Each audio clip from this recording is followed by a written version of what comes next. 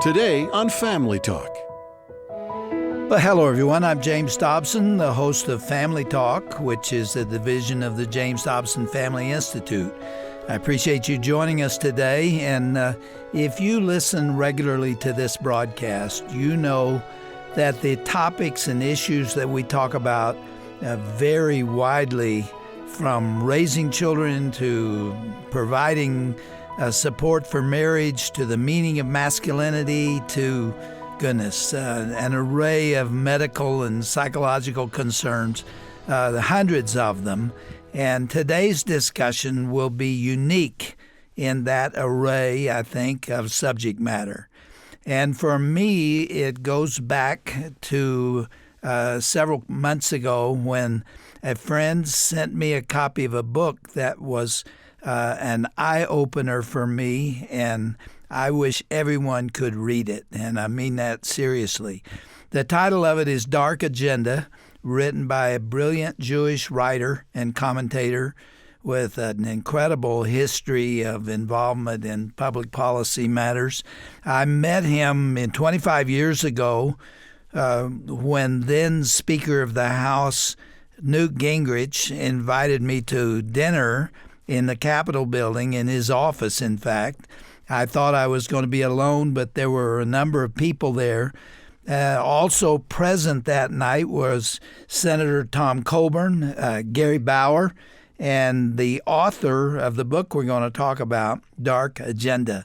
His name is David Horowitz, and that's how we became acquainted with the views of this man, the writings that have been going on for a long time. He's written many books. I know of 15 of them. They're on history and culture and things I'm interested in, and I think you will be too. His latest, Dark Agenda, has a subtitle that'll give you a clue as to where we're going. It's called The War to Destroy Christian America. If you weren't listening carefully, get that again. The War to Destroy Christian America. This was written by a Jewish man who is not a Christian, but he cares about this country and it cares about the Christian foundation for America, and that's what he's written about. And he has a passion to defend the things that personally I would give my life for. David and I are now friends, and I thought that you should hear his views on what's happening to this great nation and why. What explains the struggles that we're having today and the battle that's going on. I'm telling you, this book covers the waterfront, and it's a very good, easy read. But let me tell you what some commentators have said about it. These are endorsements. The first one is from Governor Mike Huckabee. He said, one of the most intellectually compelling and rational defenses of Christians' role in America, a delightfully readable explanation of how Christian principles were the bedrock of the American Revolution and how the anti-American left has targeted Christians because of that. A most compelling defense of Christianity. Tucker Carlson said, read this disturbing but vital book. Gary Bauer said, an eye-opening account of the left's 60-year battle against America's Christian foundations. If you want to understand the political crisis our country is facing, read this book. And then Tom Coburn, former U.S. Senator, said David Horowitz has succinctly and wisely laid out the plans of the left to move our country away from the God-given right of freedom to practice our faith as our founders envisioned. That is the perspective on the book. And I want to welcome you, David, to our program today. You've never been with me. I've been on the air for 42 years. Where in the world have you been, my brother? Well, thank you for inviting me. I've been embattled on these religious grounds before. This was an opportunity for me also to look at and understand the Christian foundations of America. As a Jew, why have you chosen to defend the Christian faith? Well, I was a radical in the 60s. My parents, I was actually brought up by card-carrying communists. And sometime along in the early 70s, my eyes were opened to the fact that I was part of a very destructive and evil movement, which is now called progressivism. When the Black Panther Party, which I had raised a lot of money for, murdered a woman I had recruited to do the bookkeeping for their operations. And then when the left forced America to withdraw its support of its allies in Vietnam, and the communists proceeded to slaughter 2.5 million innocent Indo-Chinese people.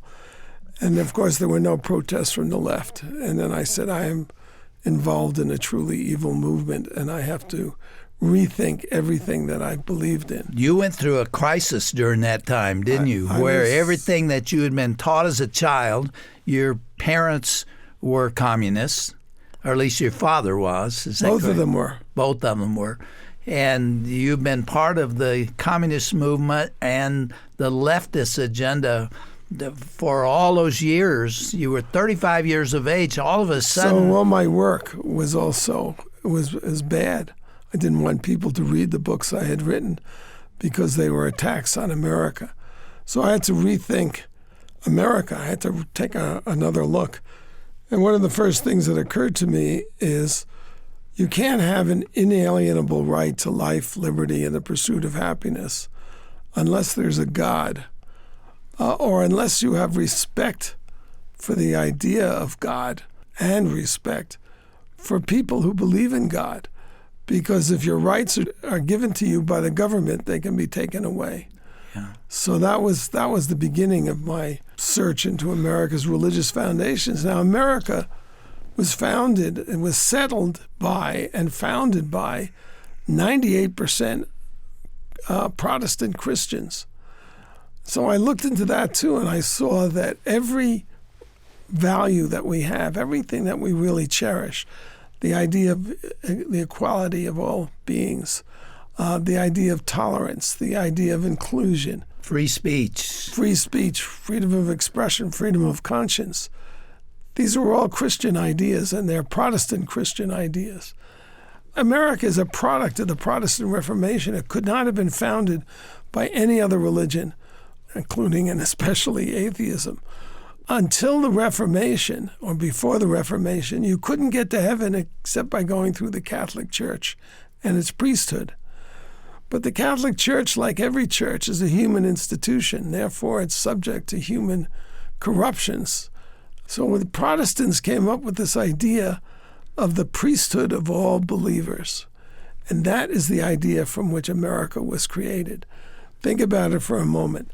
The idea of the priesthood of all believers is that everybody is on an equal footing in terms of confronting their Creator one-on-one, without the intermediary of a church or a priest. The priesthood of all believers. Well, that includes black slaves.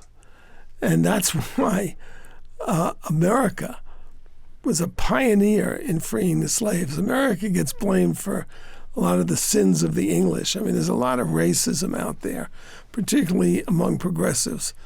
They want to trace America's sin of slavery back to 1619 when the first settlers came.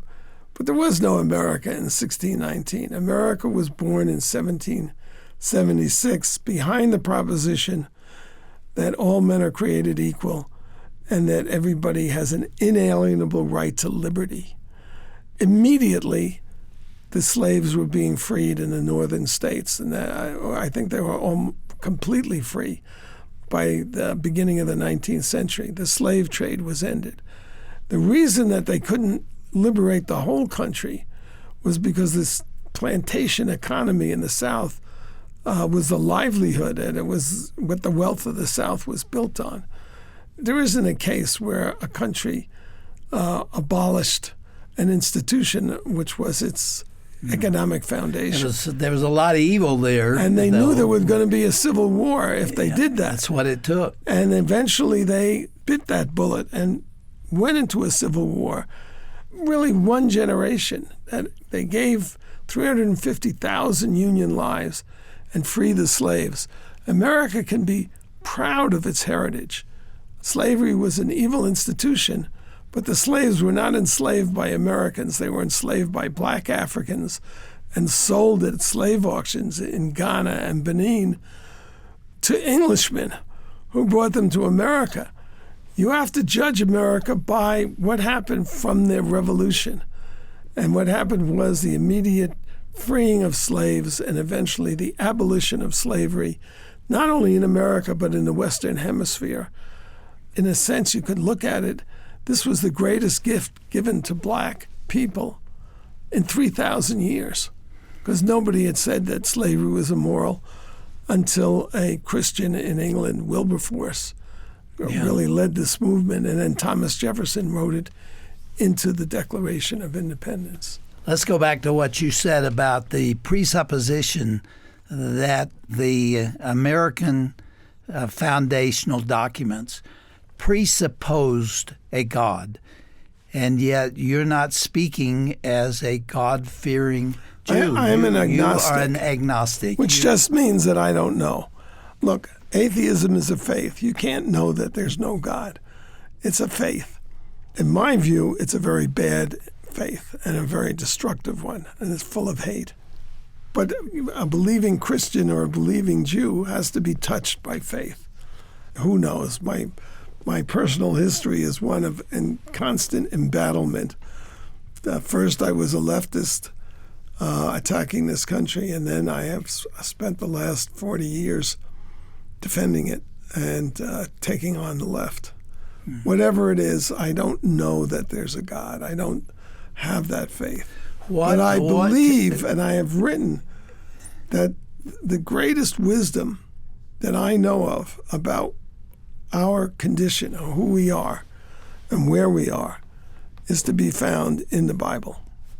It is very obvious to anybody who's paying attention that we are at war today. There is a war of values. We called it a civil war of values, but there is a antipathy to anything Christian or conservative, which is sometimes the same thing, versus the leftist agenda. And they are determined to destroy the foundations of this country. To deny the role that Christians played in ending slavery, to deny the role that America played in ending slavery, is to attack America in its very foundation. If you understand the role that Christian values have played in creating this country, that it could only have been created by Protestant Christians. Even though George Washington had slaves, and so did Jefferson. Yeah, and he freed them, and his wife, Martha, didn't. But the fact of the matter is, this country is responsible for the global idea now that all men are created equal and endowed by their Creator with inalienable rights to life, liberty, and the pursuit of happiness. All right, true revolution. Take us quickly through the history of this antipathy, this hatred, this violence in many cases against Christian thought. You dare not stand up as a member of Congress and talk about Jesus Christ. No. You're going to pay a price for it. You maybe will not even keep your seat. Yeah. The contempt for Christians, the disrespect, is part of the disrespect for America. Where did it start? Well, in my book, I introduced, it started with the Supreme Court, a series of Supreme Court decisions, which were driven by the ACLU and the Planned Parenthood lawyers. These are all radicals. My mother, actually, when she lost her job in the school system because she was a communist, was hired by Planned Parenthood because Planned Parenthood was run by communists. And, she created the Margaret Sanger Library and got the first Margaret Sanger Award. In 1962, there was a Supreme Court decision that said that prayer in the schools was unconstitutional. I have to tell you, I was a Jew was a young person when there was prayer in the schools. I was always fascinated, by the Lord's Prayer. I loved the language. I liked the ideas. It didn't make me a Christian. It was part of my learning experience. But they drove prayer out of the schools. The prayer that they found offensive, and it was a bunch of leftists who were the plaintiffs, was a prayer that said something like, Almighty God, thank you for protecting me, my family, and my country.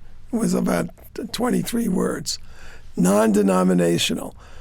Prayer had been going on in the schools for 170 years, but a majority of 6 justices versus 1 said it was unconstitutional.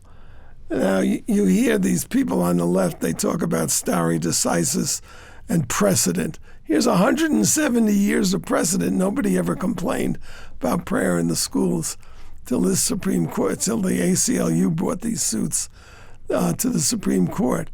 And as Justice Potter Stewart, who was the lone dissenter, pointed out the hypocrisy of the court, because the court opens every session with "God bless this country and this honorable court." But that didn't make a difference, because leftists, they have contempt for what other people think. They think they know better than everybody, and they're not at all shy about running roughshod over everybody's rights and everybody's attitudes by using 6 Supreme Court justices who happen to be leftists. And that, you say, was the opening battle. Yeah, because now what's going on to this day. You can't teach school children that the Pilgrims were Christians and that they were fleeing persecution as Christians.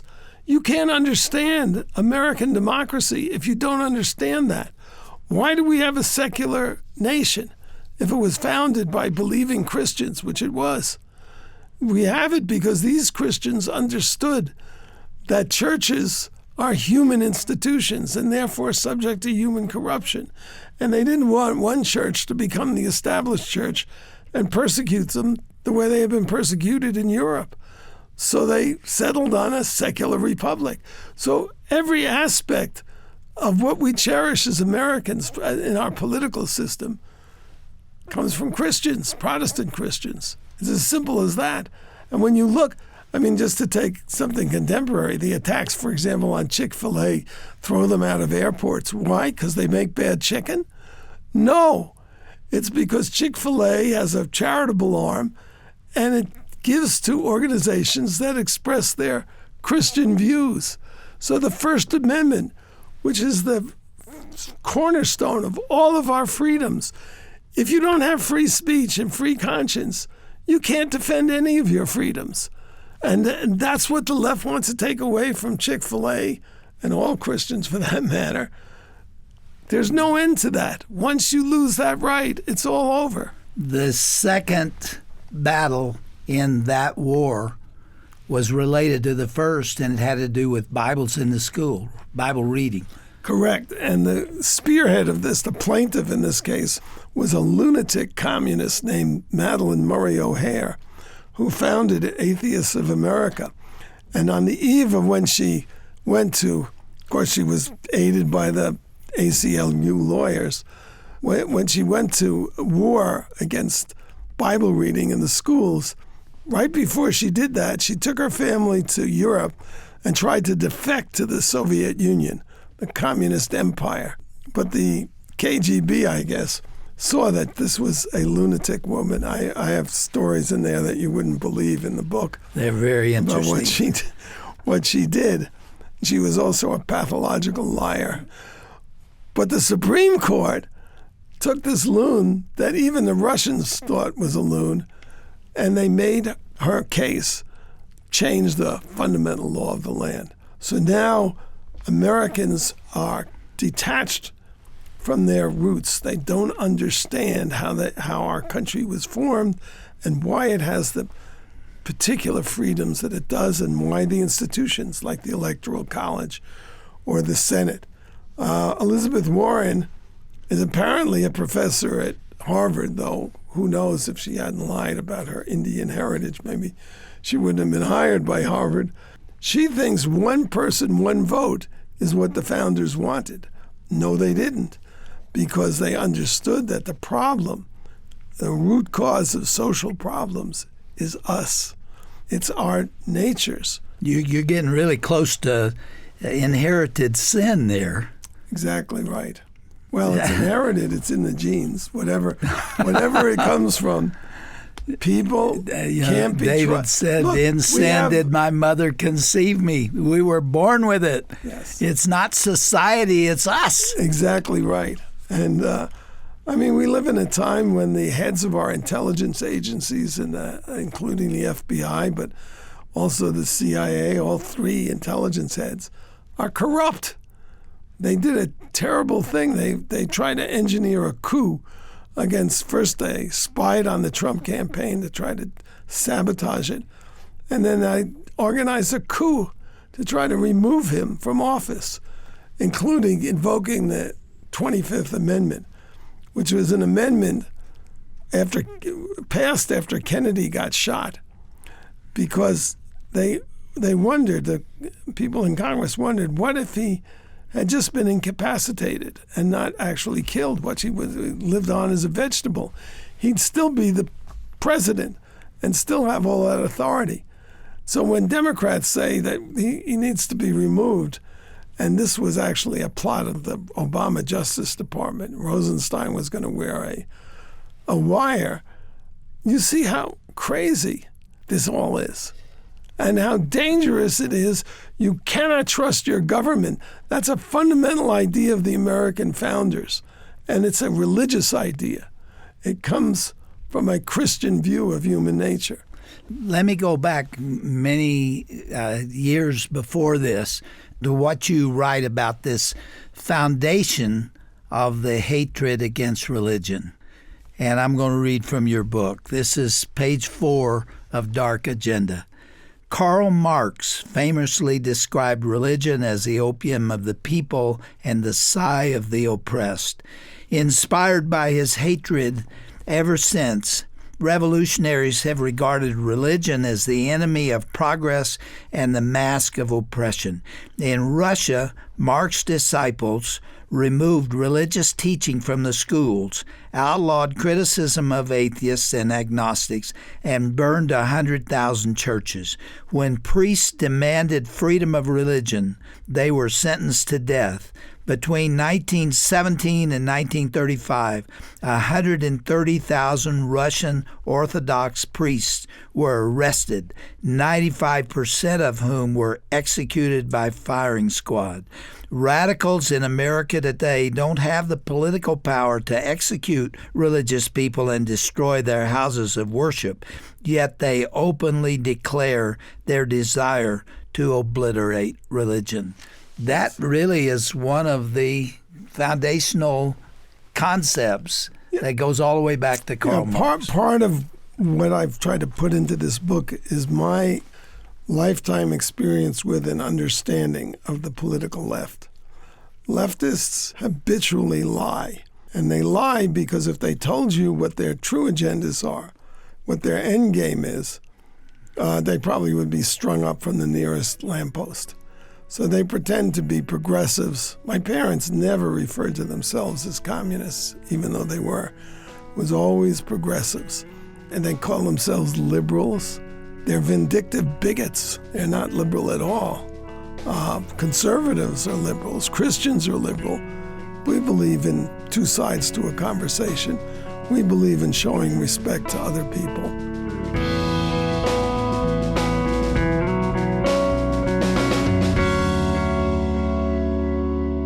I'm Roger Marsh, and you've been listening to Dr. Dobson's recent conversation with conservative writer David Horowitz.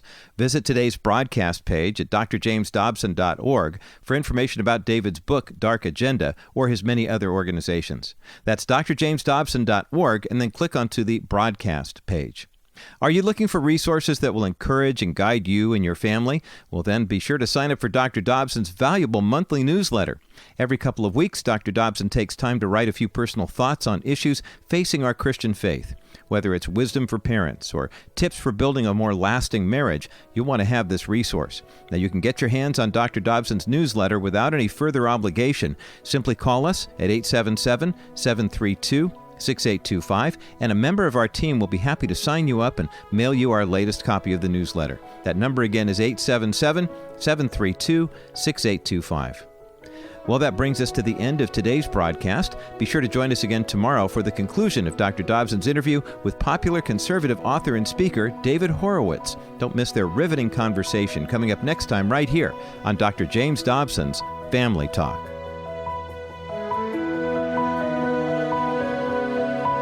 This has been a presentation of the Dr. James Dobson Family Institute. This is James Dobson again. Before we go, I'd like to remind you that Family Talk is a listener-supported program. If you've enjoyed this broadcast, we'd appreciate your helping to keep us on the air. As you know, we talk about everything from religious liberty to the sanctity of human life and raising boys and girls, among others. For more information, go to drjamesdobson.org.